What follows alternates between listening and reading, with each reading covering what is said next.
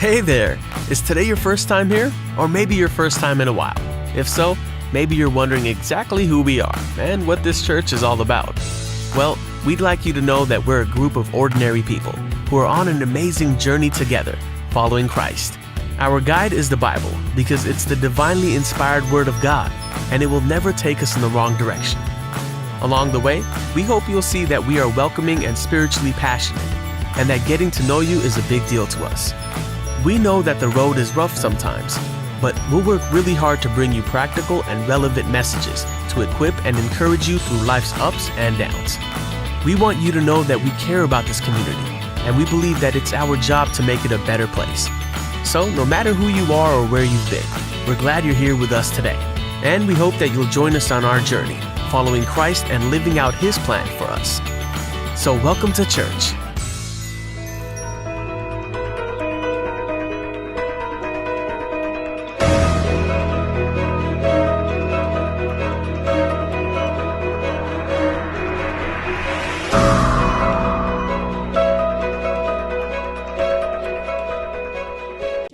सभा के लिए खुदावन प्रभु, हर एक जो यहाँ उपस्थित है, जो ऑनलाइन जुड़े हुए परमेश्वर पिता, हम में से हर एक के हृदय को खोले परमेश्वर पिता, हम में से हर एक से बातें करे परमेश्वर पिताजी, और जो भी परमेश्वर जिस भी प्रभु तकलीफ में, चिंता में, परेशानी में आए हैं प्रभु जी, उन्हें दीजिए परमेश्वर, वो एक आनंद के साथ जाने वाले हो सके खुदावन प्रभु जी, आपकी शांति हो सके परमेश्वर पिताजी, हर एक चीज़ पे आपका नियंत्रण देते परमेश्वर हमारी आराधनाओं पे प्रभु आप विराजमान होइए प्रभु, जो भी वचन से परमेश्वर हम सीखते खुदावन प्रभु, हम उस पर चलने वाले हो सके परमेश्वर पिताजी। हम धन्यवाद करते परमेश्वर पिताजी, हर एक चीज़ को आपके हाथों में सौंपते, विश्वास करते कि हमने जो मांगा हमें मिला, फिर भी हमारी इच्छाएं नहीं बल्कि आपकी इच्छा पूरी हो, हम घटे आप बड़े, आपका नाम महिमा पाए, प्रार्थना करते परमेश्वर पिता। आगे के समय को पवित्र आत्मा आपके हाथों में सौंपते हुए इस प्रार्थना विनती को अपने उद्धार करता प्रभु यीशु मसीह के नाम से मांगते, आमीन। हालेलुया। आज कितने लोग आनंदित हैं?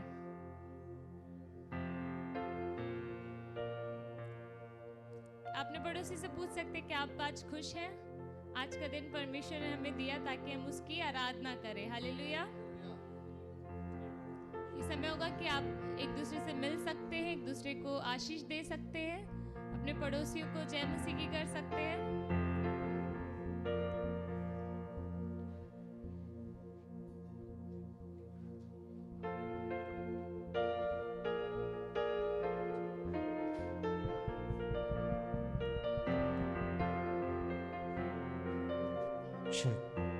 Check.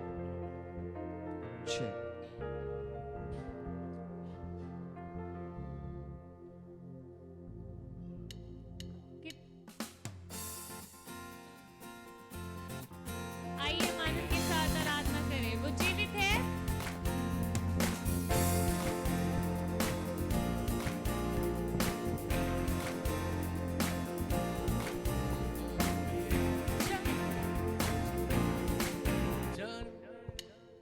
एक बार फिर से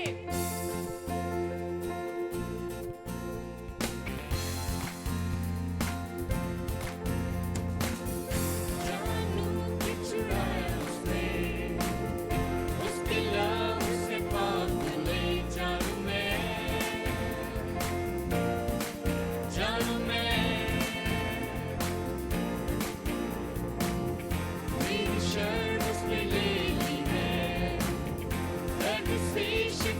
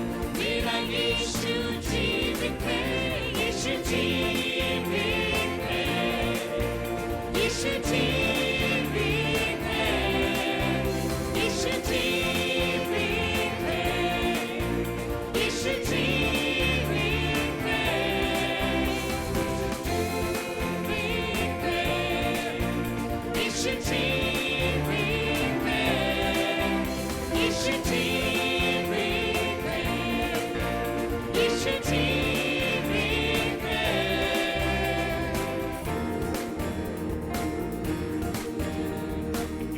उसके संग बढ़ूं, इस पर्वत पर मैं नाचूंगा, मेरा राजा फिर देखूं। वो मेरा बोझ उठाए, मैं उसके संग बढ़ूं, इस पर्वत पर मैं नाचूंगा, मेरा राजा फिर देखूं। यीशु जीवित है, ताली बजाते हुए यीशु जीवित है, यीशु जीवित है, यीशु जीवित है, यीशु जीवित है, यीशु जीवित है, यीशु जीवित है, यीशु जीवित है। यीशु जीवित है, यीशु जीवित है, यीशु जीवित है, यीशु जीवित है।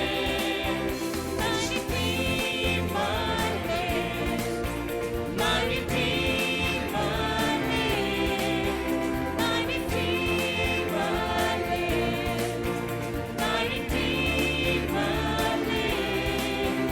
यीशु जीवित है, यीशु जीवित है, यीशु जीवित है, यीशु जीवित है, यीशु जीवित है।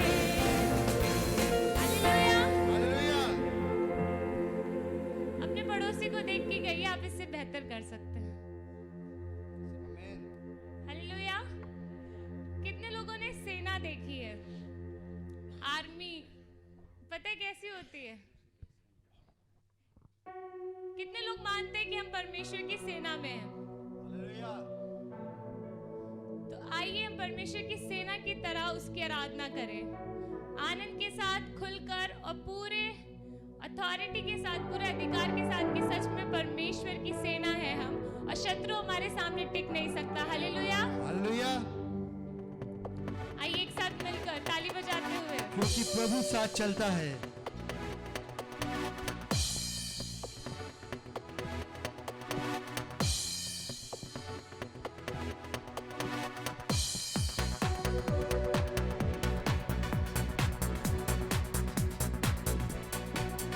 क्योंकि प्रभु साथ चलता है, उसकी सेना शक्तिशाली है, उसकी महिमा पृथ्वी पर प्रकट होगी। जैसे गीतों का नारा दो, जयकार उसकी स्तुति हो, हथियार शत्रु का ना टिकेगा। क्योंकि सेना का सेनापति यीशु है, उसके पीछे हम चलते हैं, कोई शत्रु सामने टिका नहीं सकता। क्योंकि सेना का सेनापति यीशु है, उसके पीछे हम चलते हैं, कोई शत्रु सामने टिका नहीं सकता। हम मसीह के रंग में चलते हैं। हालेलुया।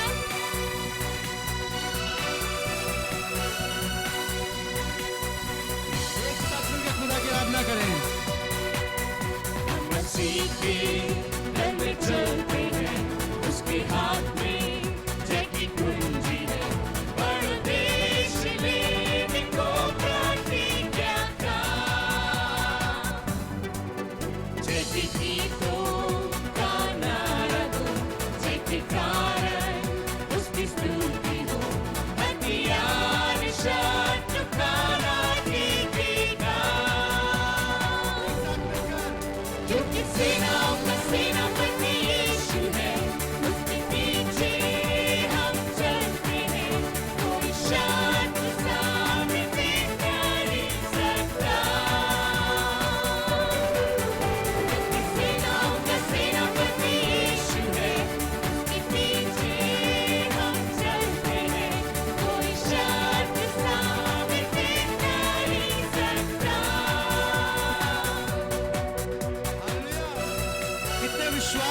कि हम मसीह की सेना में हैं। हालेलुया। एक साथ मिलकर गाएंगे क्योंकि प्रभु साथ चलता है। आमीन।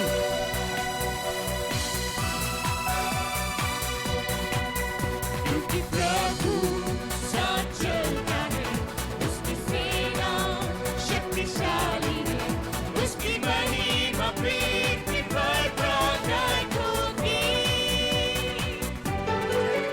जय गीतों का नारा दो, जय कारण उसकी स्तुति हो, हथियार शत्रु का ना टिकेगा। क्योंकि सेनाओं का सेनापति यीशु है, उसके पीछे हम चलते हैं, कोई शत्रु सामने देख नहीं सकता।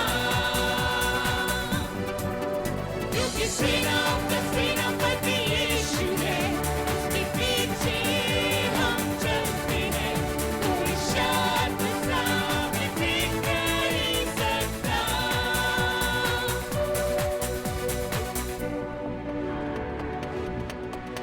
हम मसीह के दल में चलते हैं। हालेलुया।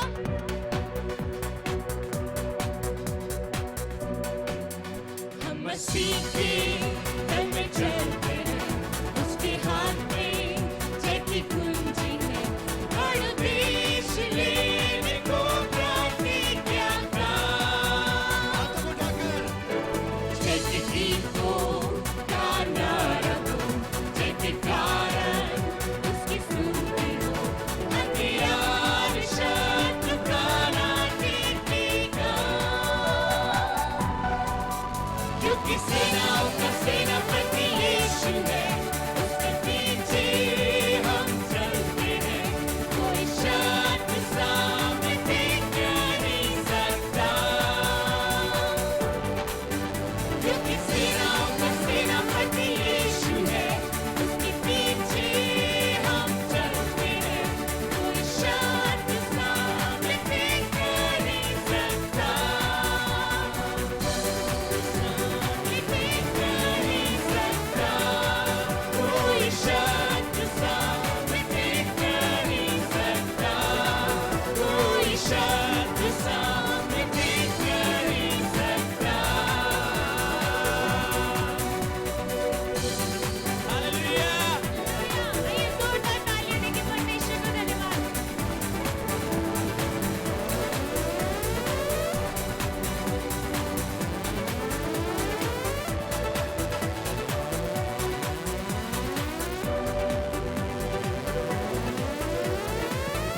क्या कोई शत्रु उसके सामने टिक सकता है? नहीं। हालेलुया। हालेलुया। आइए जोरदार ताली बजा के परमेश्वर का धन्यवाद करें इस सुबह के लिए। आइए हम सब अपनी आंखों को बंद करें। आइए समय हम परमेश्वर के सम्मुख चले। हम खुदा से दुआ करें इस दिन के लिए, इस सुबह के लिए, इस समय के लिए।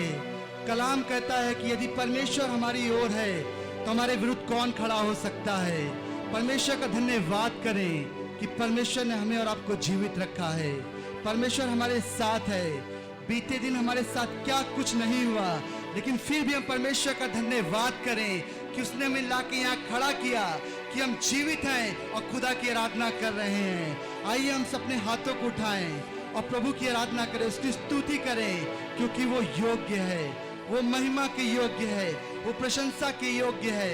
कलाम कहता है कि जहाँ कहीं 2 या 3 उसके नाम से होते हैं, उसकी उपस्थिति वहाँ पर होती है। ओ पवित्र परमेश्वर, हम धन्यवाद करते हैं खुदा कि तूने शत्रु को परमेश्वर हराया प्रभु, और हमें जयवंत से बढ़ के किया प्रभु, ताकि हम तेरी स्तुति कर सके, तेरी महिमा कर सके, तेरी प्रशंसा कर सके। प्रभु हम तेरा धन्यवाद करते हैं खुदा, हम तेरा धन्यवाद करते हैं इस समय के लिए पिता। आइए हम सब अपने हाथों को उठाएं और उचित शब्दों से परमेश्वर का जय जयकार करें, क्योंकि वो हमारे मध्य में है, हमारे बीच में है। हम परमेश्वर की तारीफ करें, क्योंकि वो आराधना के योग्य है। ओ परमेश्वर, हम तेरा धन्यवाद करते हैं खुदा इस समय के लिए पिता। हम धन्यवाद करते हैं खुदा कलाम कहता है प्रभु कि एक माँ अपने बच्चों को भूल जाती है, लेकिन हम तेरा धन्यवाद करते, तू हमें कभी नहीं भूलता परमेश्वर पिता। तेरी आंखें हम पे लगी रहती है प्रभु। कलाम कहता है जैसे मुर्गी अपने पंखों में अपने बच्चों को छुपा के रखती है खुदा, वैसे तूने हमें छुपा के रखा है प्रभु। हम तेरा धन्यवाद करते हैं प्रभु। पवित्र आत्मा, हम तेरा धन्यवाद करते हैं इस समय के लिए, इस दिन के लिए खुदा। हम तेरी तारीफ करते हैं, तेरी बड़ाई करते हैं प्रभु, क्योंकि तू योग्य है खुदा।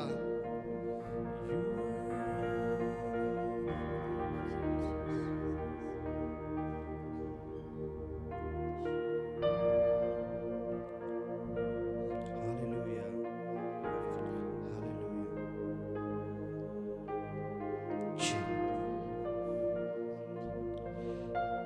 वचन कहता है कि जब पेंतिकुस्त का दिन आया तो वो सब एक जगह इकट्ठे थे, और एकाएक आकाश से बड़ी आंधी का सनसनाहट का शब्द हुआ, और उससे सारा घर जहां वे बैठे थे गूंज गया। उन्हें आग सी जीभें फटती हुई दिखाई दी, और उनमें से हर एक पे आग ठहरी, और वे सब पवित्र आत्मा से भर गए, और जिस प्रकार आत्मा ने उन्हें बोलने की सामर्थ दी, वे अन्य अन्य भाषा बोलने लगे। कलाम कहता है कि अंत के दिनों में अपना आत्मा सब मनुष्यों पे उंडेलूंगा। वचन कहता है जो मांगेगा वो पाएगा। आइए हम सब अपने हाथों को उठाएं और ये समय हम परमेश्वर की आराधना करें, खुदा से पवित्र आत्मा को मांगे कि हमारे जीवन को भरे, हमारे हृदय को भरे, हमारे हृदय में जहां कहीं खालीपन है परमेश्वर से दूर करे, क्योंकि खुदा ने ये वादा किया है कि जो मांगेगा वो उसे मिलेगा। तो आइए हम सब अपने हाथों को उठा के परमेश्वर से उसकी आत्मा को मांगे, उसकी रूह को मांगे, क्योंकि वो विश्वास योग्य है और अपनी आत्मा से हम में से हर एक को भरेगा।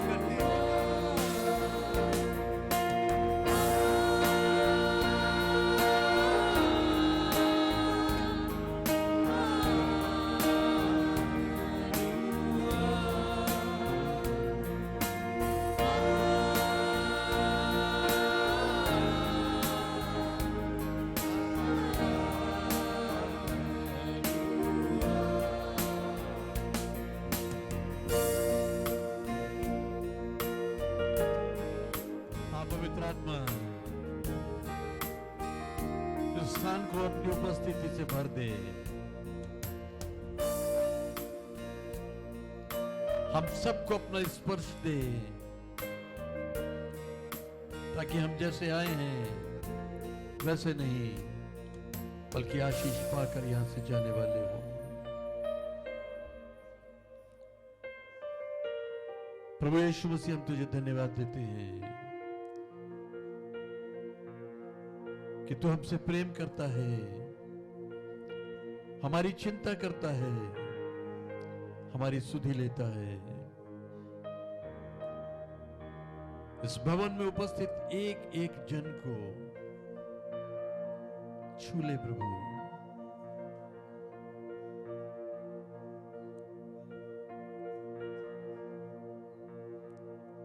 हर एक शैतानी बंधन प्रभु यीशु मसीह के लहू की सामर्थ और उसके नाम के अधिकार से इसी घड़ी टूट जाए।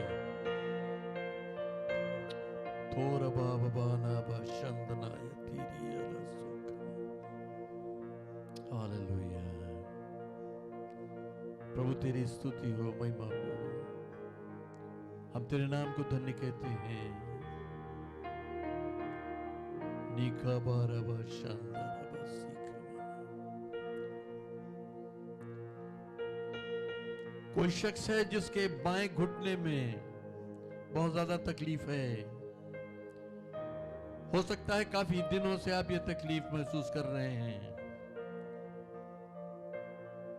आप अपना हाथ अपने घुटने पर रख लें। प्रभु यीशु मसीह इसी घड़ी आपको चंगाई दे रहा है। वो घुटने का दर्द प्रभु यीशु मसीह के नाम से इसी घड़ी जाता रहे।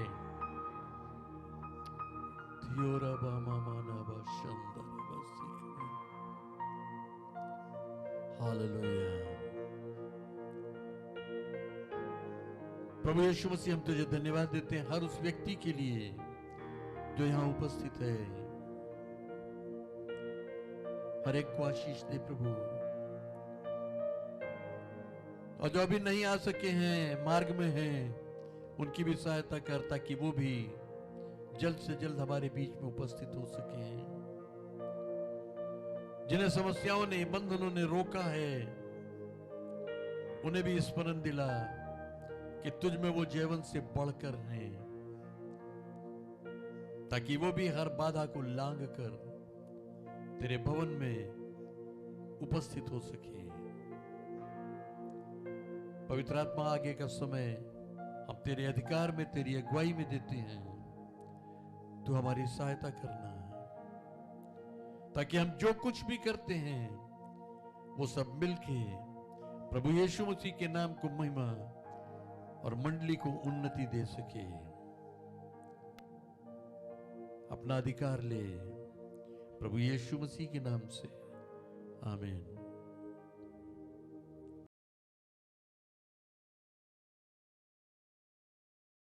से पूरा करूंगा। यूहन्ना 14 का 14। Our Father who art in heaven, hallowed be thy name. Thy kingdom come, thy will be done on earth as it is in heaven. And give us today our daily bread, and forgive our sins as we forgive those who sin against us. And lead us not into temptation, but deliver us from our sins. For thine, and deliver us from temptation. For thine is the kingdom, the power, and the glory forever and ever. Matthew 6, verse 9 to 13. God is good. I will freely sacrifice to you. I will praise your name, O Lord, for it is good. आइए हम इन बच्चों के लिए प्रार्थना करें। Hallelujah. धन्यवाद करते प्रेम पिता परमेश्वर, विशेषकर हम प्रार्थना करते हैं इन बच्चों के लिए प्रभु, जो आपने हमारी कलीसिया में दिए परमेश्वर पिता। हम विश्वास करते खुदावन प्रभु, जो भी वचनों से इन्होंने बांटा प्रभु, हम सब उससे आशीषित हुए प्रभु जी। इन सबका आपके लहू से ढापते परमेश्वर पिता, आपकी महिमा के लिए इस्तेमाल कर प्रभु। तमाम बीमारियों से इन्हें बचाए रखिए, हर एक बुराई से इन्हें बचाए रखिए परमेश्वर पिता। हम प्रार्थना करते प्रभु, ये आपके परमेश्वर अगुवाई में बढ़ने वाले हो सके परमेश्वर पिता, और ना ही परमेश्वर ये अपने लोगों के लिए बल्कि औरों के लिए भी आशीष का कारण बन सके। खुदावन प्रभु जी, इन सबको आपके हाथों में सौंपते हुए आगे के समय को आपके हाथों में देते हुए इस प्रार्थना विनती को प्रधार करता प्रभु यीशु मसीह के नाम से मांगते हैं, आमीन।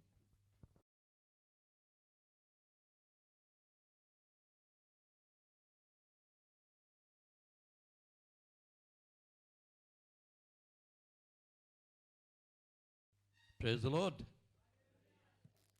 Hallelujah.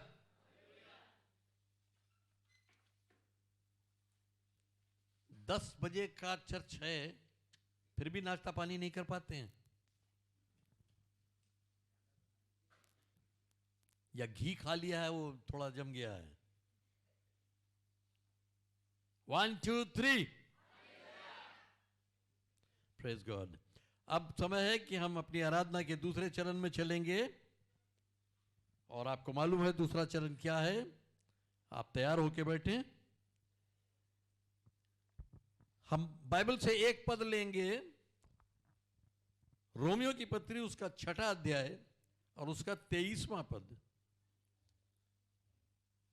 यहां लिखा है 23वीं आयत में, क्योंकि गुनाह की मजदूरी मौत है, मगर खुदा की बख्शीश हमारे खुदावंद यीशु मसीह में हमेशा की जिंदगी है। पाप की मजदूरी मृत्यु है, लेकिन परमेश्वर का वरदान यीशु मसीह में क्या है? अनंत जीवन है। वो हमेशा की जिंदगी देने के लिए आया। सोच के देखें,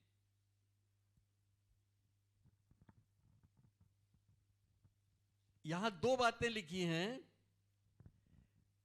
कि गुनाह की मजदूरी मौत है। हमने जो किया, हमने गुनाह किए, और कोई शख्स ये नहीं कह सकता कि उसने गुनाह नहीं किए। हमने गुनाह किए और क्या कमाया? मौत कमाई। लेकिन ठीक इसके उल्टे खुदा ने क्या किया? हमको वो बख्शीश दी अपने बेटे में होके कि हम मौत से छूट के हमेशा की जिंदगी पा जाएं।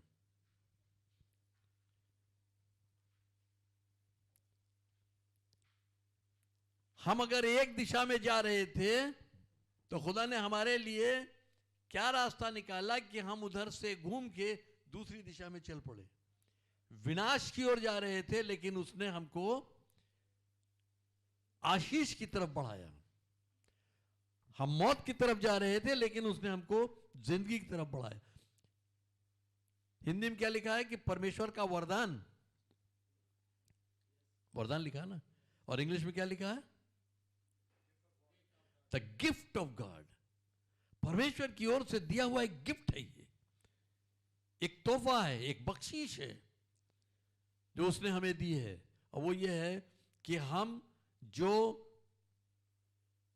मौत के हकदार थे, कि हम पर वो मौत आती जो दूसरी मौत कहलाती है, जिसका जिक्र मुकाशिफा में यानी प्रकाशित वाक्य में है। तो वो दूसरी मौत हमने कमाई थी और हम उसके हकदार थे, लेकिन खुदा ने हमारे लिए क्या किया? उस हमेशा की मौत को हटा के हमेशा की जिंदगी हमें दे दी। बहुत छोटा सा काम है ये, मगर किसी के चेहरे पे आनंद नहीं दिखाई दे रहा है। किसी में वो प्रतिक्रिया नहीं दिखाई दे रही। परमेश्वर ने कोई बड़ा काम भी किया हमारे लिए।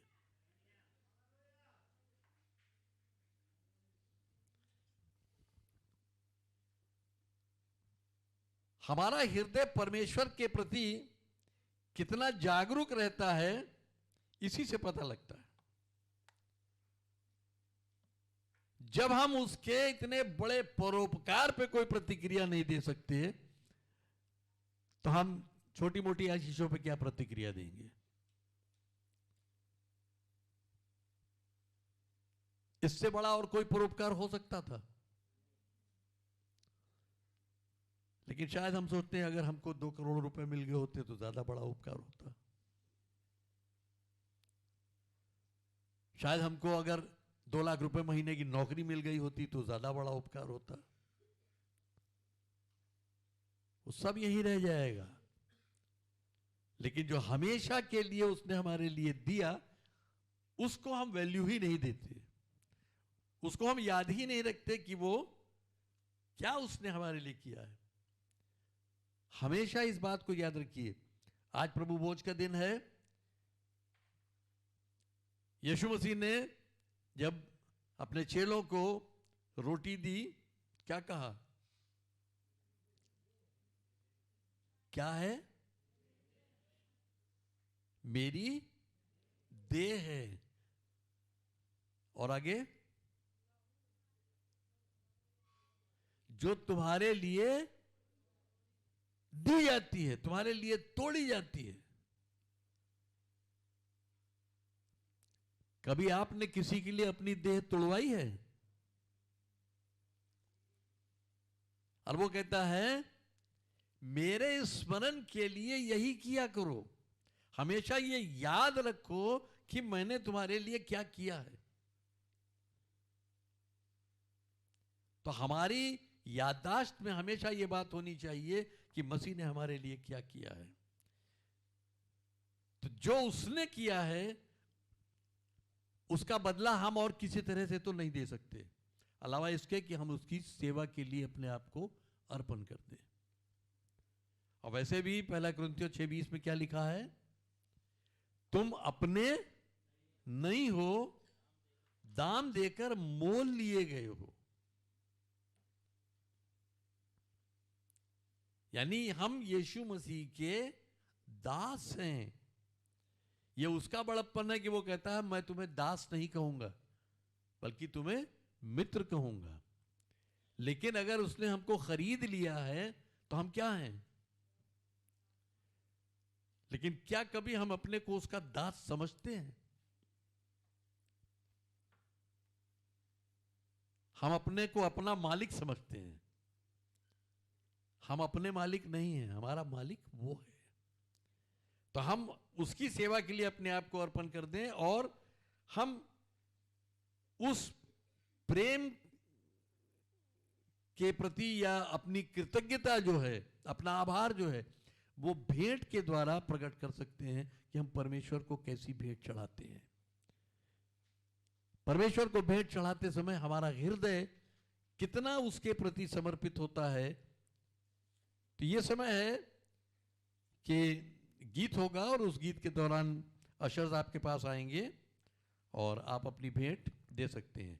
भेंट देते समय ये जरूर याद रखिए कि मसीह ने आपके लिए क्या किया है।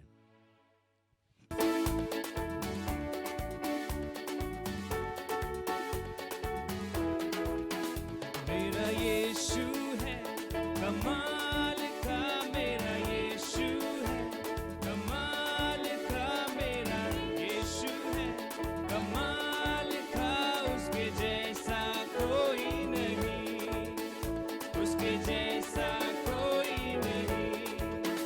मेरा यीशु है कमाल का, मेरा यीशु है कमाल का, मेरा यीशु है कमाल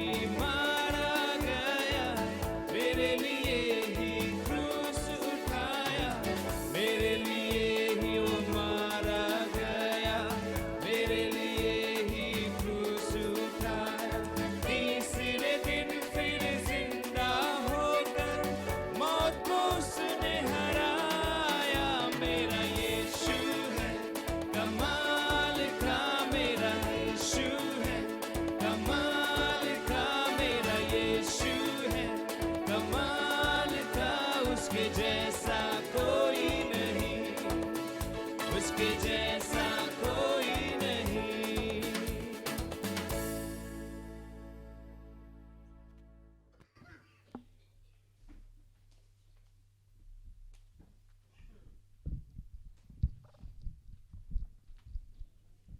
आइए हम प्रार्थना करेंगे। पिता परमेश्वर, तेरी स्तुति महिमा प्रशंसा हो प्रभु। हम तेरे धन्यवाद देते हैं हर उस आशीष के लिए जो तू हमें देता है। और आज हमारे पास जो कुछ है तेरी दी हुई आशीषें हैं।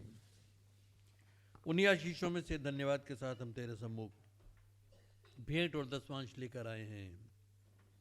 हमारी तुझसे विनती है, तू इसे ग्रहण कर और अपनी महिमा के लिए इस्तेमाल कर। जिन हाथों ने दिया है उन हाथों को आशीष दे प्रभु, ताकि वो और भी अधिक आशीषित हों और दूसरों के लिए आशीष का कारण ठहरे। प्रभु यीशु मसीह के नाम से आमीन। वो काफ़ी बीमार हैं और कल उनको वेंटिलेटर पर डाला गया था और डॉक्टर्स ने सिर्फ 4 घंटे की आशा दी थी कि ज़्यादा से ज़्यादा 4 घंटे वो जीवित रहेंगी। लेकिन हमारा विश्वास है कि वो जीवित हैं, क्योंकि अभी तक हमें कोई दूसरा अपडेट नहीं मिला है। तो उनके लिए हम प्रार्थना करेंगे। हम बहन ग्लोरिया के परिवार के लिए प्रार्थना करेंगे जिनके सामने एक समस्या है। इसी तरह न्यावा में एक परिवार है, बेटी है स्वाति, उनके घर में भी वो दिक्कत है। और डॉक्टर लक्ष्मीकांत के फादर गुजर गए थे, हम उस परिवार के लिए भी प्रार्थना करेंगे कि प्रभु उन्हें भी शांति दे। पिता परमेश्वर, हम जानते हैं कि तू हमारी हर एक प्रार्थना को सुनता है। तो हमारी प्रार्थनाओं को उत्तर देने के लिए आनंदित होता है।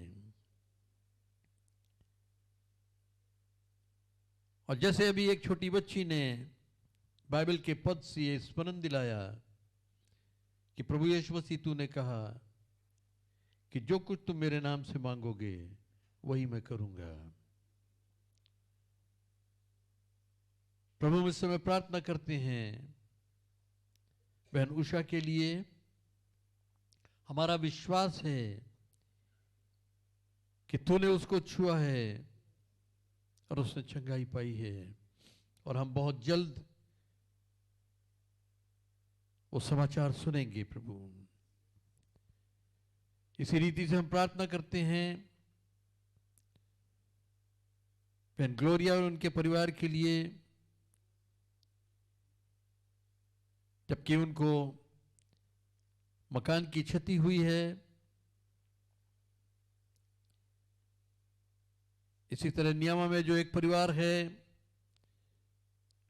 उनको भी नुकसान हुआ है।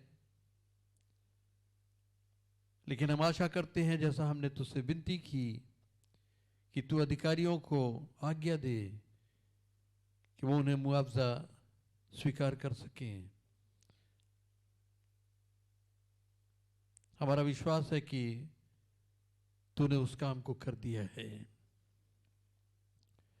साथ ही हम प्रार्थना करते हैं डॉक्टर लक्ष्मीकांत के परिवार के लिए, उन्हें शांति और इत्मीनान दे। इन सबको हम तेरे हाथों में दे देते हैं प्रभु यीशु मसीह, तेरे लहू में इन्हें ढाप देते हैं। और तुझसे विनती करते हैं इनका हाथ थाम और हर कदम पर इनकी अगुवाई कर, ताकि तेरे नाम की महिमा हो। प्रभु यीशु मसीह के नाम से आमीन। इसी तरह हम प्रार्थना करेंगे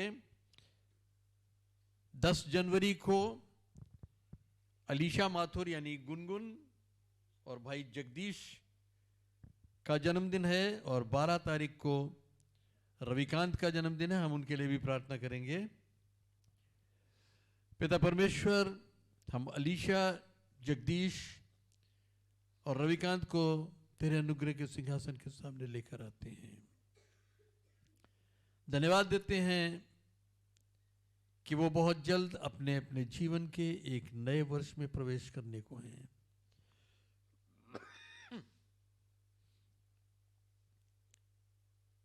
इस वर्ष में तूने उन्हें संभाले रखा, आने वाले वर्ष में हमारी तो उससे विनती है, उनकी अगुवाई करना, हर एक रीति से उन्हें आशीष देना,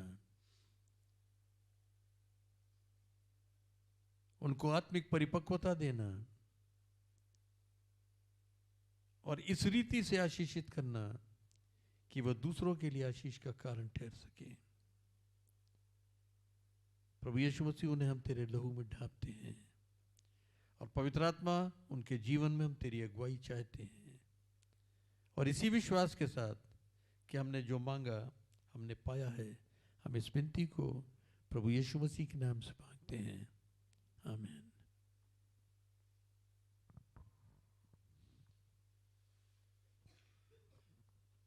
आइए हम मुख्य वचन में चलेंगे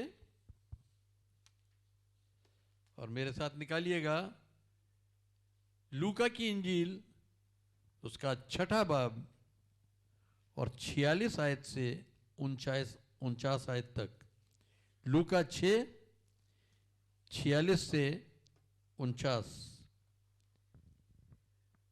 यहां यीशु मसीह कहता है, जब तुम मेरे कहने पर अमल नहीं करते तो क्यों मुझे खुदावंद खुदावंद कहते हो, यानी हे प्रभु कहते हो। जो कोई मेरे पास आता और मेरी बातें सुनकर उन पर अमल करता है, मैं तुम्हें जताता हूं कि वो किसकी मानिंद है। वो उस आदमी की मानिंद है जिसने घर बनाते वक्त जमीन गहरी खोदकर चट्टान पर बुनियाद डाली। जब तूफान आया और सैलाब उससे टकराया तो उसे हिला न सका, क्योंकि वो मजबूत बना हुआ था। लेकिन जो सुनकर अमल में नहीं लाता, वो उस आदमी की मानिंद है जिसने जमीन पर घर को बेबुनियाद बनाया। जब सैलाब उस पर जोर से आया तो वो फील फॉर गिर पड़ा और वो घर बिल्कुल बर्बाद हुआ। यहां यीशु मसीह जो बात कहता है उसमें 3 महत्वपूर्ण बातें हैं। पहली बात क्या है? जो कोई मेरे पास आता है।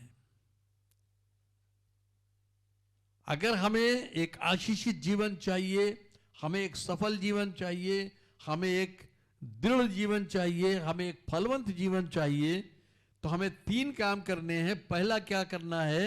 हमें यीशु मसीह के पास आना है। दूसरा काम क्या है?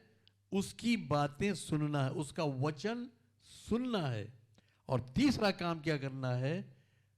उस वचन को, उस कलाम को अपनी रोजमर्रा की जिंदगी में हमें अमल में लाना है। सिर्फ सुन लेने से काम नहीं चलता है जब तक हम उसको अमल में न लाएं। सोच कर देखें, अगर आप कुछ सीखना चाहते हैं, मान लीजिए आपको कंप्यूटर नहीं आता, आप कंप्यूटर सीखना चाहते हैं, या आपको ड्राइविंग नहीं आती, आप ड्राइविंग सीखना चाहते हैं, तो जो आपको सिखा रहा है, आप उसकी बातें अगर सुनते हैं और उस पर अमल नहीं करते हैं, तो क्या आप कुछ सीख पाएंगे?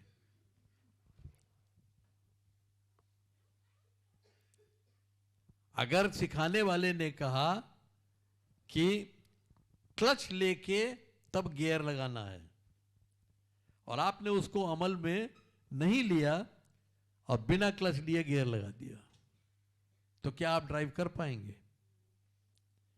जो भी वो सिखाता है आपको उसको अमल में लाना पड़ेगा। बिना अमल में लाए हुए आप उस काम में महारत नहीं पा सकते। अमल में लाना यानी उस चीज को सीखना है, और सीखते सीखते उसका अभ्यास करते करते, कसरत करते करते, तब हम उस जगह पर पहुंचते हैं जहां हम सिद्ध होते हैं या कामिल होते हैं। कभी आपने बाढ़ की स्थिति देखी है या तूफान की स्थिति देखी है?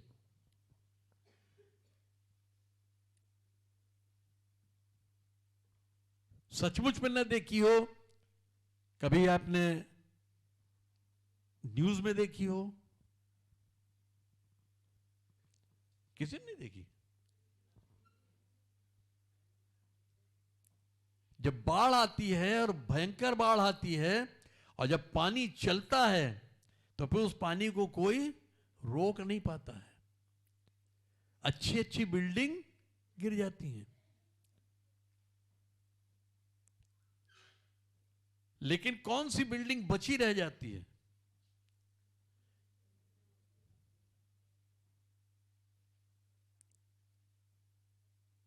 कौन सी इमारत बची रह जाती है?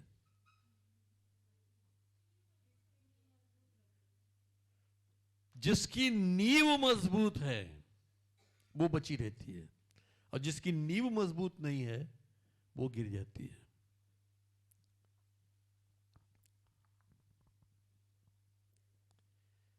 जो जर्जर इमारतें हैं, जो पुरानी इमारतें हैं, जिनकी कभी मरम्मत नहीं हुई, उनका टिके रहना बड़ा मुश्किल हो जाता है। वो नहीं टिक पाती हैं और वो जरूर गिर जाती हैं। लेकिन जो मजबूत होती हैं, जिनका बराबर देख रेख की जाती है, वो बचती हैं और वो बर्बाद नहीं होती हैं। यहां यीशु मसीह जो बात करता है बाढ़ की, बाढ़ और तूफान की,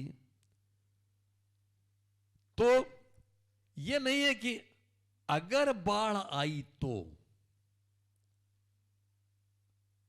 यीशु मसीह ये नहीं कहता कि यदि बाढ़ आए तो वो घर स्थिर रहेगा, वो घर बना रहेगा और दूसरे का घर गिर जाएगा। नहीं, वो कहता है जब बाढ़ आएगी, जब बाढ़ आई। तो हमारी जिंदगी में भी ये नहीं कि अगर बाढ़ आई तो हमें नुकसान होगा। बाढ़ आएगी, तूफान आएगा। हर एक की जिंदगी में बराबर तूफान आते रहेंगे, बाढ़ आती रहेगी। और अगर आपको अपना किला मजबूत रखना है तो उसके लिए पहली चीज यह है कि उसकी नींव मजबूत हो। जिस नींव में जितना कंक्रीट है उतनी वो मजबूत है, और जिस नींव में कंक्रीट नहीं है वो मजबूत नहीं होती है। और ये कंक्रीट जो है ये यीशु मसीह का वचन है। जितना अधिक ये वचन हमारे अंदर है, उतना अधिक कंक्रीट हमारे अंदर है, उतना ही हम मजबूत है, हमारी नींव मजबूत है। और अगर हमारी नींव मजबूत है तो कितना भी बड़ा तूफान हो वो हमको हिला नहीं पाएगा। और अगर नींव मजबूत नहीं है तो छोटा सा तूफान भी हमको गिरा देगा।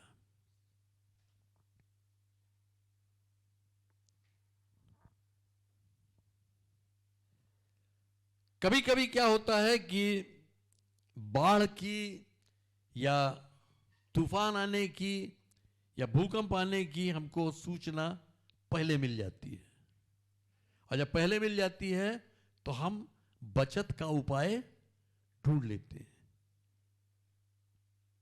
अगर हमको पहले से इत्तला हो गई कि बाढ़ आने वाली है या जलजला आने वाला है या तूफान आने वाला है, तो हम अपने बचाव का रास्ता ढूंढते हैं। अपने सामान को, अपने घर को बचाने की हर मुमकिन कोशिश करते हैं कि हम उसको बचा ले जाएं। लेकिन बहुत बार ऐसा होता है कि हमको पहले से इत्तला नहीं हो पाती है, पहले से सूचना नहीं मिल पाती है, और अचानक बाढ़ आ जाती है, अचानक तूफान आ जाता है, अचानक जलजला आ जाता है। उस समय अगर हमारा घर कमजोर है तो हम नहीं बचा पाएंगे। तो हम ये इंतजार ना करें कि जब हमें अगर इंफॉर्मेशन मिल गई, इत्तला मिल गई कि हां जलजला आने वाला है, तब हम अपनी बचत की सोचेंगे। वरना तो जैसे चल रहा सब ठीक ही चल रहा है। या अगर हमको पहले से इत्तला मिल गई कि बाढ़ आने वाली, सैलाब आने वाला है, तो हम देखेंगे कि क्या कर सकते हैं, वरना सब ठीक चल रहा है। अगर पहले से इत्तला नहीं मिली तो हम भारी नुकसान उठा जाएंगे। जैसे मैं आपको अभी एक उदाहरण दूं, अगर आप न्यूज़ देख रहे होंगे तो इस समय जोशी मठ में बड़ी भयंकर समस्या चल रही है। किसी को पता है क्या हो रहा है?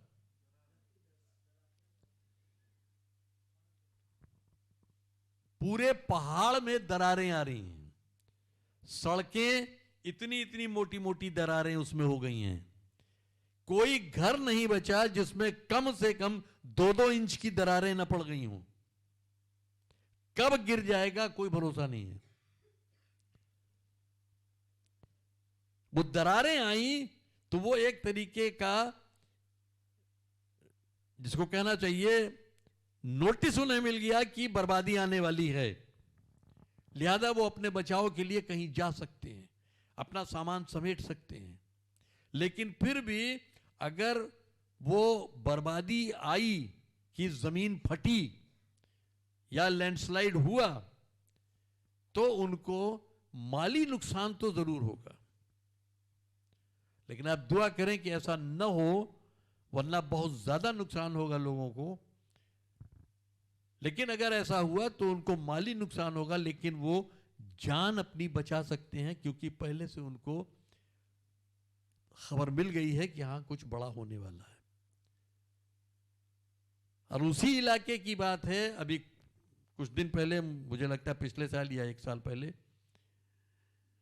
एक बारगी लैंडस्लाइड हुआ और सुरंग में काम हो रहा था। किसी को याद है क्या हुआ था?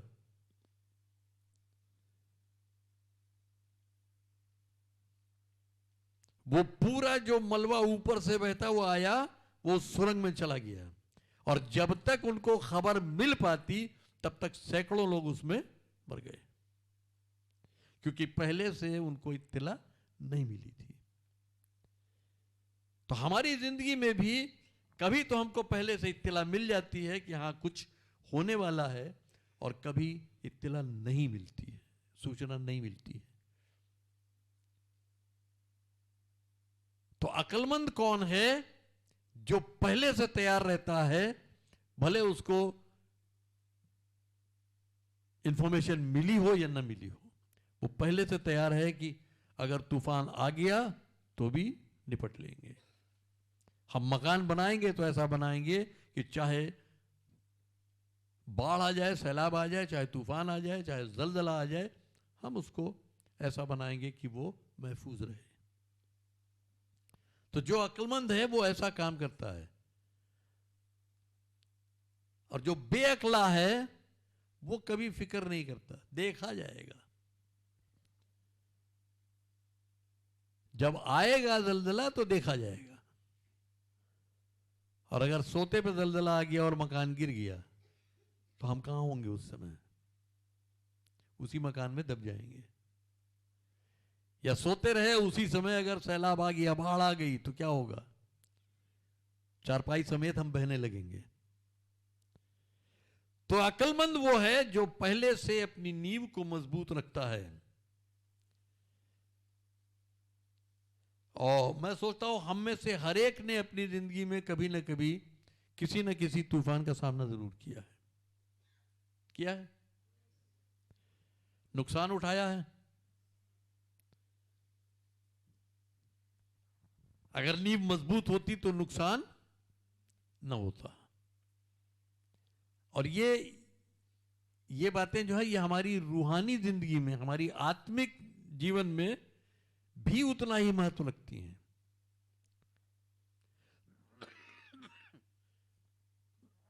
हम जब मसीह में आए, एक नई सृष्टि बने, तो अब हमारा एक नया घर बन रहा है जो आत्मिक घर बन रहा है, और हमेशा टिकने वाला यही घर है।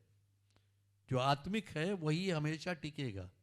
जो शारीरिक है, जो ईंट गारे का है, वो हमेशा नहीं टिकेगा। तो हमारे जो रूहानी जिंदगी है, रूहानी जिंदगी में वहां भी बड़े तूफान आते हैं। उन तूफानों का सामना हम कैसे करें, उसी के लिए यीशु मसीह कहता है, जो मेरे पास आता है मेरी बातें सुनता है और उन्हें अपनी जिंदगी में अमल में लाता है, यानी उन बातों को वो अपने दिल में जगह देता है, अपनी जिंदगी में जगह देता है, उस वचन के अनुसार, उस कलाम के मुताबिक वो चलता है, वो उस शख्स के समान है जिसका घर पक्की नींव पर बना है। क्योंकि जब हम मसीह के कलाम पे चलते हैं, उसके वचन पे चलते हैं, तो हमें बहुत सी कीमत उसकी चुकानी पड़ती है। नींव जब डाली जाती है और मजबूत नींव जब डाली जाती है तो वो वक्त भी लेती है, कीमत भी लेती है, मेहनत भी लेती है। नींव डालने में वक्त लगता है, खड़े खड़े नींव नहीं पड़ जाती, मुफ्त में नींव नहीं पड़ जाती, उसकी एक कीमत होती है और फौरी तौर पर नहीं पड़ जाती, उसमें वक्त लगता है। वैसे ही हमारी रूहानी जिंदगी में भी, आत्मिक जीवन में भी, हम अगर नींव डालते हैं तो उस नींव में वक्त लगता है। एक दिन में हमारी नींव पुख्ता नहीं हो जाती है। हम जब मसीह में आए, आते ही हम सिद्ध मनुष्य नहीं बन गए।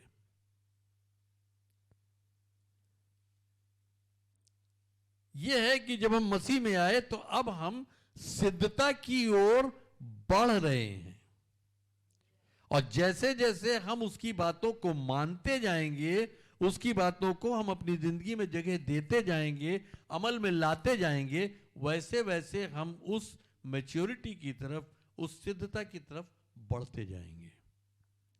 और ये एक दिन में नहीं होगा। ऐसा नहीं होगा कि हम आज मसीह में आए और रातों रात हम बिल्कुल एकदम सिद्ध हो गए। और बहुत से लोग ये गलती करते हैं। जैसे 49वीं आयत में है कि जो मेरी बातें नहीं सुनता है, उन्हें अमल में नहीं लाता, वो उस आदमी की मानिंद है जिसने जमीन पे घर बनाया बेबुनियाद के। उसने बुनियाद डाली ही नहीं, बिना बुनियाद के उसने मकान खड़ा कर लिया, तो वो मकान बहुत आसानी से गिर जाएगा। अगर हमने मसीह में जड़ नहीं पकड़ी है, हमने कलाम में जड़ नहीं पकड़ी है, हमने कलीसिया में जड़ नहीं पकड़ी है, हमने प्रेम यानी मोहब्बत में जड़ नहीं पकड़ी है, तो हम सिद्ध नहीं हो सकते, हम मैच्योर नहीं हो सकते। हमारी नींव जो है वो 4 दिशाओं में पड़ती है। 4 अलग अलग जगहों पर हमारी नींव मजबूती पाती है। 4 जगह हमें जड़ पकड़ने की जरूरत होती है। सबसे पहले परमेश्वर प्रेम है, खुदा मोहब्बत है, तो हमें पहली जड़ वहां पकड़नी है कि हमें एक दूसरे से मोहब्बत रखनी है। यीशु मसीह ने क्या कहा मत्ती 5:44 में? तुम सुन चुके हो, कहा गया था कि अपने पड़ोसी से अपने समान प्रेम रख और अपने दुश्मन से दुश्मनी, अपने बैरी से बैर। लेकिन मैं तुमसे कहता हूं, अपने दुश्मनों से भी मोहब्बत रखो। क्या हम अपने दुश्मनों से मोहब्बत रखते हैं? जड़ पकड़ने के लिए पहले हमें यह करना है कि हमें हर एक से मोहब्बत रखनी है, मोहब्बत में जड़ पकड़नी है। फिर हमको सीखने को कहां मिलता है? वो कौन सी जगह है जहां हमें सीखने को मिलता है? कलीसिया है। हमको कलीसिया में जड़ पकड़नी है। अगर हम कलीसिया में मजबूती से अपनी जड़ जमाए हुए हैं तो हम मजबूती की तरफ बढ़ रहे हैं। और अगर हम कलीसिया में आ रहे हैं, जा रहे हैं, जा रहे हैं, कलीसिया से कोई मतलब नहीं, जो हो रहा है होने दो, हमें तो बस संडे को आना है, 2 घंटे 1.5 घंटे बैठना है, चले जाना है, अगर उतने ही तक हैं तो हमने कलीसिया में जड़ नहीं पकड़ी है। अगर कलीसिया में हम कुछ कर नहीं रहे हैं तो हमने कलीसिया में जड़ नहीं पकड़ी है। एक खानदान में, एक फैमिली में अगर 5 लोग हैं तो पांचों कुछ न कुछ काम करते हैं उस खानदान के लिए। छोटे बच्चे भी हैं अगर, तो वो भी कुछ न कुछ करते हैं। आइजक जेबेस हैं, कुछ न कुछ ये भी करते हैं। कहा जाता है बेटा ये सामान उठा के दे दो, उठा के दे देते हैं। क्यों? उनके भरसक जो वो कर सकते हैं वो काम वो भी करते हैं। तो एक परिवार में, एक फैमिली में जितने लोग हैं वो सब उस फैमिली के लिए काम करते हैं, तो वो फैमिली मजबूत रहता है।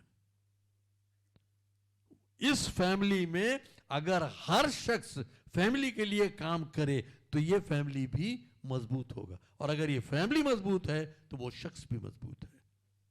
अगर परिवार मजबूत है तो परिवार का हर शख्स मजबूत है। और अगर परिवार मजबूत नहीं है तो अलग अलग कोई भी मजबूत नहीं हो सकता है।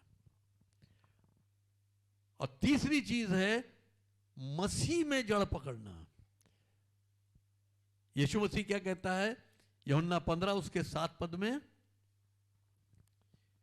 यदि तुम मुझ में बने रहे, अगर तुम मुझ में बने रहो और मेरी बातें तुम में बनी रहें तो क्या होगा? जो चाहो मांगो वह तुम्हारे जो तुम मांगोगे तुम्हारे लिए वो हो जाएगा। यानी मुझ में अगर तुम बने हो, मेरी बातें तुम में बनी हुई हैं, तुमने अगर मुझ में जड़ पकड़ रखी है। जड़ पकड़ने का मतलब क्या होता है?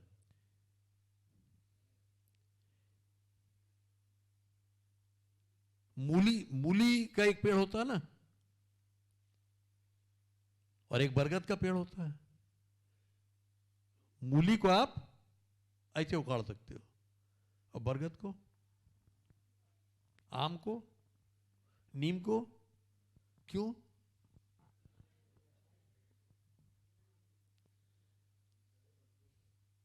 मूली की जड़ ऐसे है और इन पेड़ों की जड़ ऐसे है, वो 4 तरफ फैली हुई है। अगर एक तरफ को उसको हम ढकेलेंगे तो दूसरी तरफ की जड़ उसे रोके रखेगी, उधर को ढकेलेंगे तो इधर की जड़ उसको रोके रखेगी। चारों तरफ उसकी जड़ फैली हुई है, इसलिए वो अपनी जगह खड़ा रहता है, वो जड़ से नहीं उखड़ता।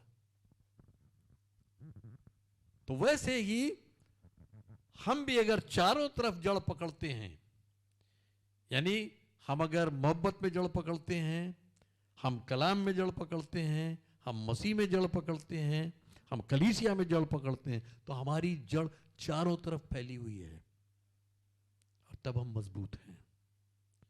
फिर चाहे जितना बड़ा तूफान आएगा हम उस तूफान का सामना कर लेंगे, वो तूफान हमको गिरा नहीं पाएगा। तो जड़ पकड़ने की जरूरत है।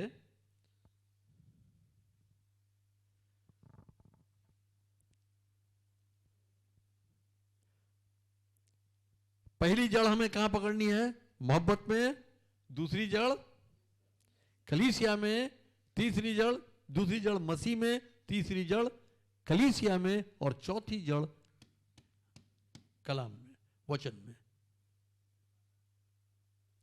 क्योंकि यीशु मसीह कहता है कि अगर मेरी बातें तुम में बनी रहें तो उसकी बातें हमें कहां से मिलेंगी? यहां से मिलेंगी, वचन से मिलेंगी। हम अगर इसमें जड़ पकड़े हुए हैं तो हमारी जड़ें चारों तरफ मजबूत हैं और हम हमेशा मजबूत रहेंगे और हमें किसी तरह के कोई नुकसान नहीं होगा।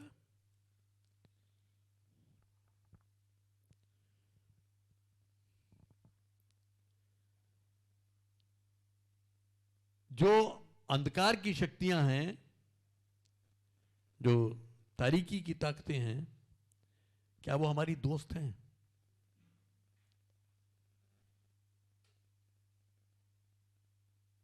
शैतान, जिसको हम इब्लीस कहते हैं, शैतान और उसकी जितनी बदरूहें हैं, दुष्ट आत्माएं हैं, क्या वो हमारी दोस्त हैं?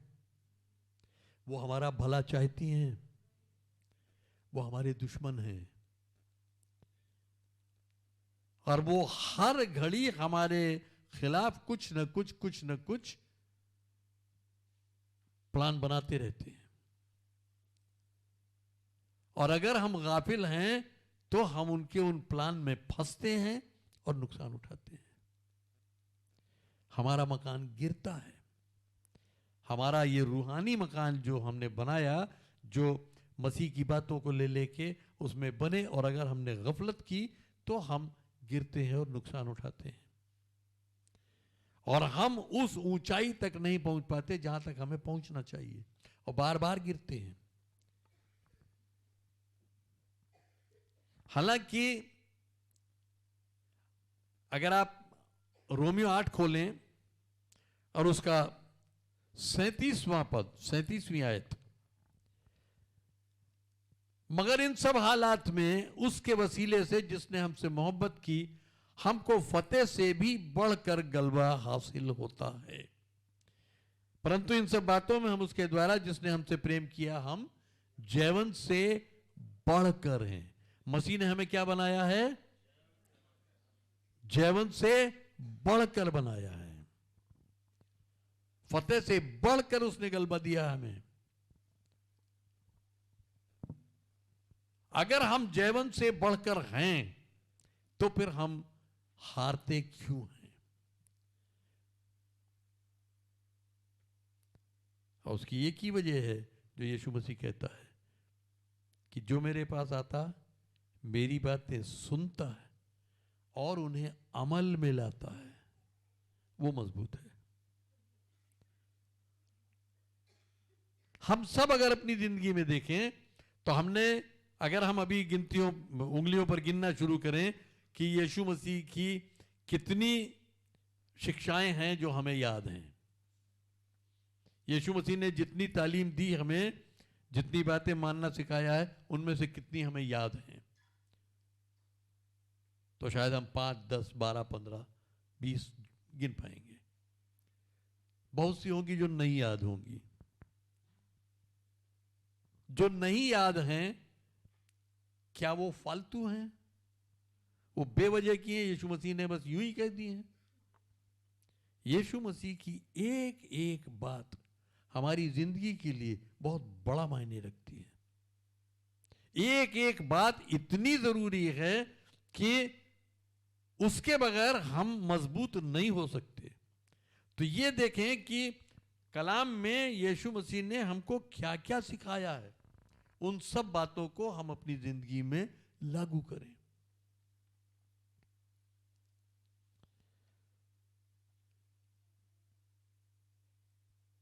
हम सब आज मौका हमारे पास कि हम अपनी बुनियाद आज चेक करें, अपनी बुनियाद का जायजा लें कि हमारी बुनियाद कितनी मजबूत है।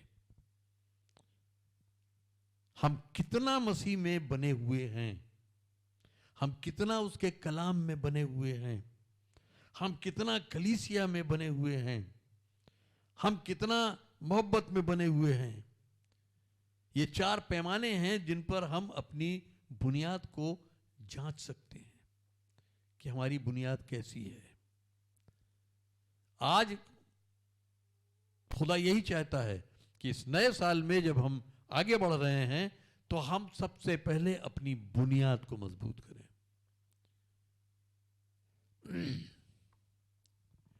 पौलुस एक बात बहुत खूबसूरत कहता है, मैं एक काम करता हूं।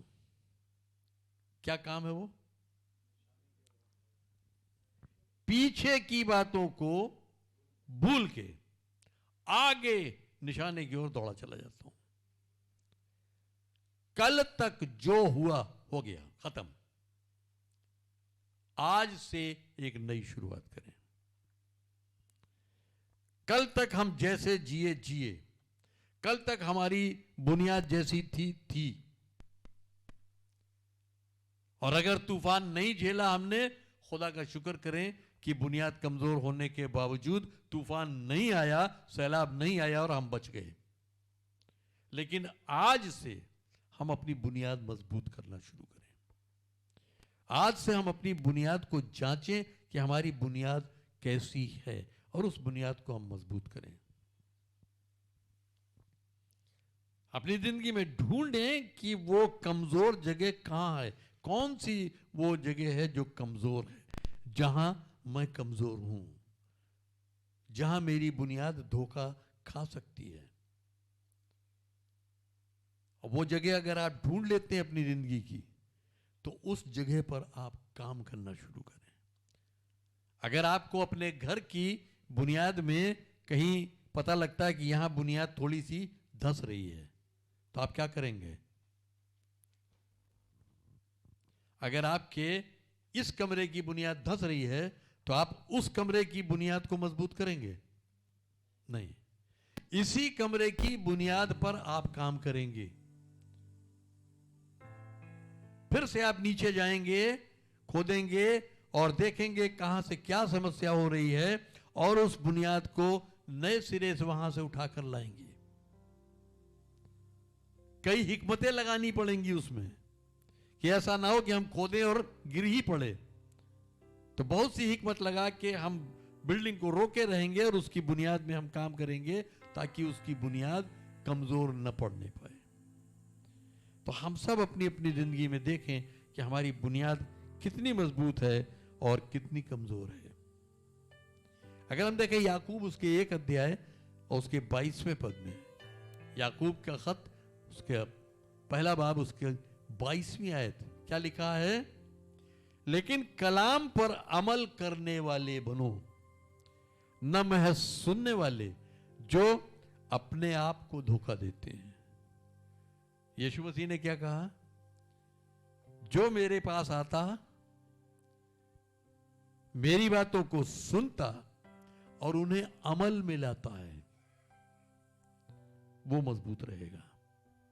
याकूब भी वही बात कहता है कि कलाम पर चलने वाले बनो, कलाम पर अमल करने वाले बनो, ना कि सिर्फ सुनने वाले। क्योंकि जो सिर्फ सुनता है और अमल में नहीं लाता, वो किसको धोखा दे रहा है? अपने आप को। हमारे घर में कोई मेहमान आया और हमने फौरन टीवी पे गॉड चैनल लगा दिया, सुन रहे हैं, 2 घंटे 3 घंटे चलता रहा, मेहमान बैठा है, बात होती रही, चलता रहा, हम सुन तो रहे हैं, लेकिन अगर अमल में नहीं है तो हम सोच रहे हैं हमने उसको धोखा दे दिया कि वो समझ जाएगा कि हम कितने खुदा परस्त हैं और कितना हम मैच्योर हैं, कितने मजबूत हैं। लेकिन धोखा हमने उसको नहीं, हमने अपने आप को दिया। क्योंकि जब बाढ़ आएगी, जब तूफान आएगा, तो धोखा वो शख्स नहीं खाएगा, धोखा हम खा जाएंगे। हम अपने मोबाइल में कॉलर ट्यून तो कोई मसीही गाना लगा लें, लेकिन हम मसीह के कलाम पर चल नहीं रहे हैं, कोई फायदा नहीं है। हम अपने घर में सुबह से शाम तक मसीही गीत बजा रहे हों, लेकिन कलाम पर चल नहीं रहे हैं, कोई फायदा नहीं है। हमको कलाम को अपनी जिंदगी में जगह देनी है और उस पर अमल करना है। उसके बगैर हमारी बुनियाद मजबूत हो ही नहीं सकती। अगर यीशु मसीह ने कहा नहीं हो सकती, तो नहीं हो सकती, नामुमकिन है वो। अगर हम अपनी बुनियाद को मजबूत करना चाहते हैं, तो आज हमको यह फैसला लेना होगा कि कुछ भी हो, मुझे कलाम पर चलना है। जो मसीह कहता है मुझे वो करना है, उससे कोई समझौता नहीं करना है। क्योंकि एक बात को समझिए, अगर हमने कलाम से कहीं समझौता किया, तो वहां हम यहूदा इस्करियोती ठहरे, जिसने यीशु मसीह का सौदा कर दिया था। तो हम भी अपने उस फौरी फायदे के लिए क्या करते हैं? उसके कलाम का सौदा कर देते हैं। चलो छोड़ो, यहां कलाम रहने दो, यहां हम अपने हिसाब से करते हैं। 1000 2000 फायदा हो जाएगा, ये फायदा मिल जाएगा। यहाँ कलाम को छोड़ो, यहाँ हम ऐसा कर लेते हैं, हमको अपने काम में तरक्की मिल जाएगी, हमें नौकरी मिल जाएगी, हमें एडमिशन मिल जाएगा। बहुत जगह हम समझौता करते हैं, मत करिए, क्योंकि समझौता करने पर हम कलाम को बेचते हैं अपने फायदे के लिए, और वो हमारे लिए बहुत बड़ा नुकसान है। आज ये फैसला लें कि कुछ भी हो, कीमत कुछ भी देनी पड़े, अगर मकान बनाना है तो नींव मजबूत डालनी है, और उस मजबूत नींव के लिए कीमत कुछ भी देनी पड़े, हम मजबूत नींव डाल कर रहेंगे। तो वैसे ही हमको अगर मसीही जिंदगी में मजबूत बनना है तो हमें एक मजबूत बुनियाद डालनी है, और उस बुनियाद में जितना अधिक कलाम होगा वो बुनियाद उतनी मजबूत होगी। तो आज हम ये फैसला ले लें कि हम कलाम से कोई समझौता नहीं करेंगे। जाहिरी तौर पर अगर हमें नुकसान भी दिख रहा है दुनियावी तौर पे, तो भी कोई बात नहीं, वो नुकसान हम बर्दाश्त कर लेंगे, लेकिन हम कलाम से समझौता नहीं करेंगे। और जिस दिन हमने ये फैसला ले लिया, उस दिन हमारी तरक्की को कोई रोक नहीं सकता। ज़बूर 1 में आइए क्या लिखा है, भजन संहिता 1।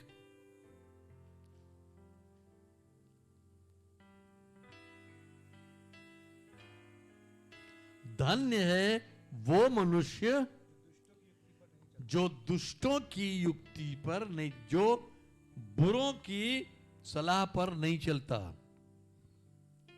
और न गुनहगारों की राह में खड़ा होता है, और न ठट्ठा करने वालों की मंडली में बैठता है, न ही वो ठट्ठा करने वालों की मजलिस में बैठता है। वो क्या करता है? परंतु वह मुबारक मुबारक है वो शख्स, धन्य है वो मनुष्य। कौन मनुष्य? जो ये 3 काम नहीं करता है, वो मुबारक है।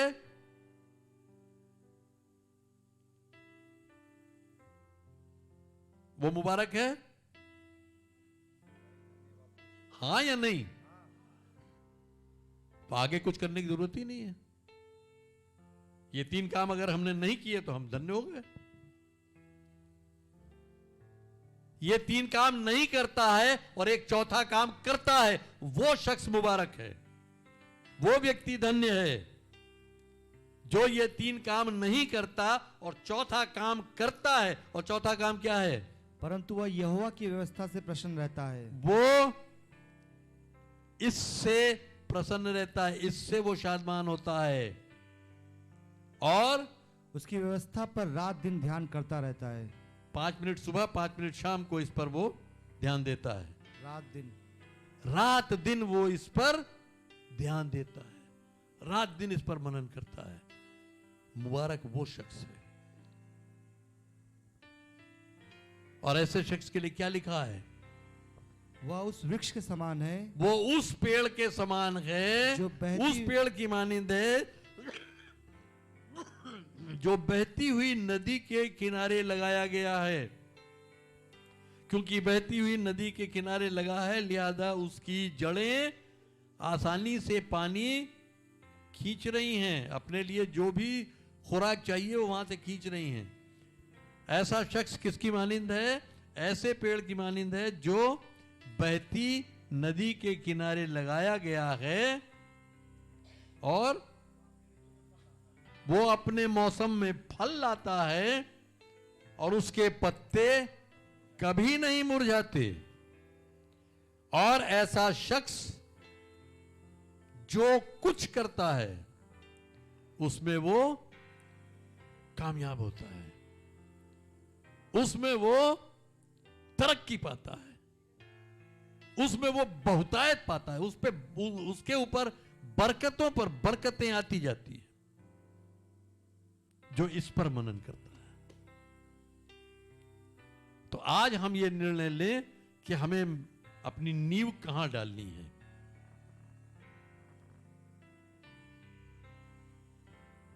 तो परमेश्वर से आप प्रार्थना करें कि वो आपको दिखाए कि आपकी जिंदगी में नींव में कहाँ क्या कमजोरी है और उस जगह पर आप अपनी नींव को मजबूत करें। हम अपनी जगह पर खड़े हो सकते हैं।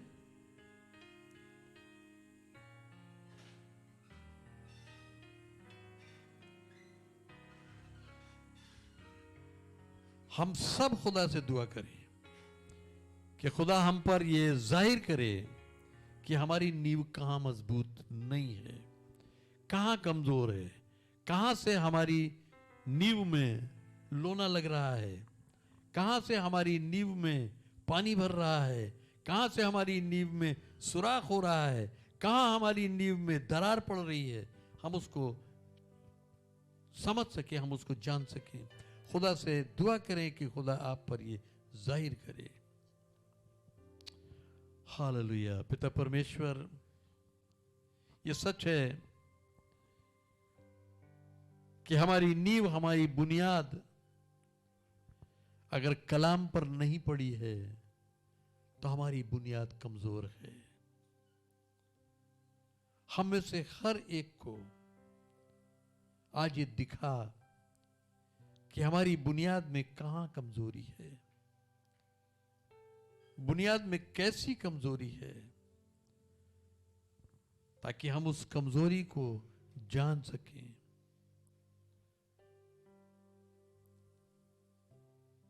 और हम कोशिश करके तेरी मदद से हम उस कमी को दूर कर सकें।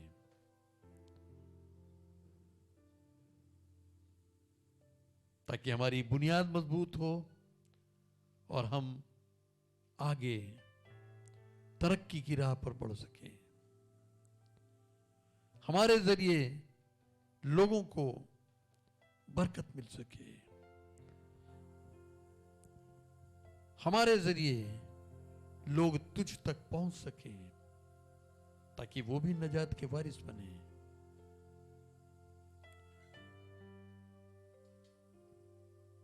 हमारी आंखों को खोल, हमारी समझ को खोल, ताकि हम जान सकें अपनी कमजोरियों को और उन्हें दूर कर सकें। क्योंकि तूने हमें कमजोर नहीं बनाया है, बल्कि खुदावंद यीशु मसीह तुझ में, जिसने हमसे मोहब्बत की, हम फतेह से बढ़कर गलबा हासिल करते हैं। हम जयवंत से बढ़कर हैं। तूने हमें हारा हुआ नहीं बनाया है,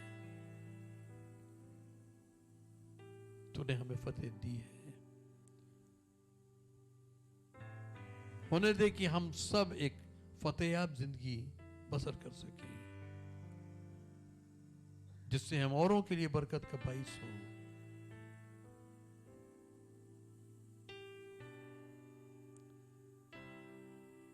तेरी खिदमत में हम इस्तेमाल किए जाएं। हमारी मदद कर खुदावंद यीशु मसीह के वसीले से, आमीन। अब हमारे प्रभु यीशु मसीह का अनुग्रह, परमेश्वर पिता का प्रेम और पवित्र आत्मा की सहभागिता हम सब के साथ अब से सदा तक होती रहे, आमीन। अब समय है प्रभु भोज का। आप अपने स्थान पर बैठ सकते हैं।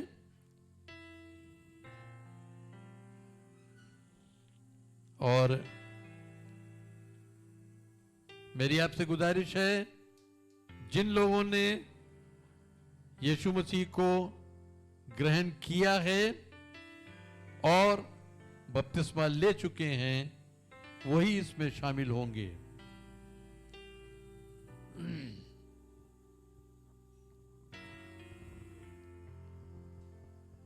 क्योंकि ये बात मुझे प्रभु से पहुंची और मैंने तुम्हें भी पहुंचा दी कि प्रभु यीशु ने जिस रात को पकड़वाया गया, रोटी ली और जब वो धन्यवाद दे चुका तो उसने उसे तोड़ा और कहा कि लो खाओ, ये मेरी देह है जो तुम्हारे लिए तोड़ी गई, मेरे स्मरण के लिए यही किया करो। इसी रीति से उसने बियारी के पीछे कटोरा भी लिया और जब उसमें से पी चुका तो कहा, ये कटोरा मेरे लहू में नई वाचा है। जब कभी पियो तो मेरे स्मरण के लिए यही किया करो। क्योंकि जब कभी तुम ये रोटी खाते और ये कटोरा पीते हो तो प्रभु की मृत्यु को जब तक वो न आए प्रचार करते हो। इसलिए जो कोई अनुचित रीति से प्रभु की ये रोटी खाएगा और ये कटोरा पिएगा तो वो प्रभु की देह और उसके लहू का अपराधी ठहरेगा। किंतु प्रत्येक मनुष्य स्वयं को जांच ले और तभी ये रोटी खाए और इस कटोरे में से पिए। क्योंकि जो कोई अनुचित रीति से खाता और पीता है वो प्रभु की देह को न पहचानते हुए अपने ऊपर दंड खाता और पीता है। इसी कारण तुम्हारे मध्य में बहुत से लोग निर्बल और रोगी हैं और अनेक सो भी गए। क्योंकि यदि हम स्वयं को जांचते तो हम दोषी न ठहरते, किंतु जब हम पर प्रभु की ओर से दंड की आज्ञा होती है तो प्रभु हमारी ताड़ना करता है, जिससे कि हम संसार के साथ दोषी न ठहराए जाएं।